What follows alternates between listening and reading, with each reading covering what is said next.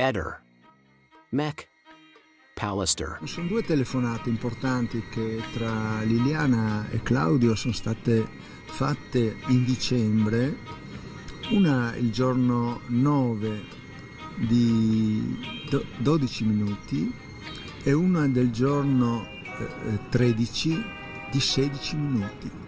Cioè io vorrei sapere cosa si sono detti in quella telefonata, qualcosa di estremamente importante visto quello che è successo il giorno dopo. Perciò io chiedo a Claudio di riferirci esattamente quello che si sono detti, che abbia il coraggio di dire la verità sul contenuto di quelle telefonate. Cosa ci siamo detti in quelle famose telefonate, che non ci siamo detti niente altro che le cose nostre, cioè progetti e programmi per il futuro. Se lei non si è suicidata, come probabilmente uscirà, io vorrei sapere da te come sono tornati in casa i suoi documenti e soldi e come invece viceversa lei qua è stata avvolta in sacchetti bianchi e soprattutto pezzo di cordino che proviene da casa vostra. Sotto sotto siamo tutti convinti che alla fine la procura dirà che è stato un suicidio, però se così non fosse molto interessante quello che dice Claudio Sterpin.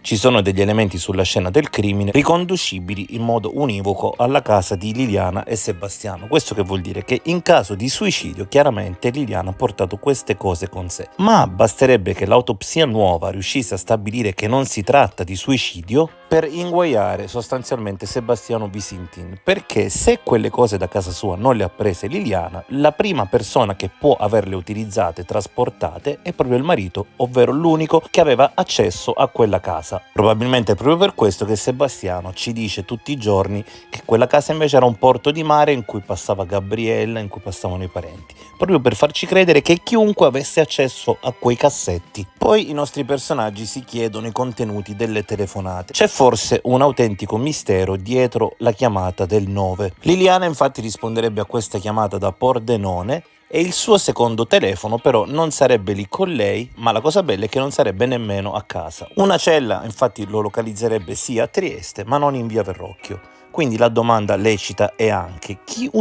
si portava dietro i telefoni di Liliana. Chiaramente se io mi stufassi di un uso condiviso dei miei telefoni, la prima cosa che farei potrebbe essere andare in via Battisti al centro Wind e comprare un nuovo telefono e una nuova SIM. Ehi, non dimenticare di iscriverti a questo canale.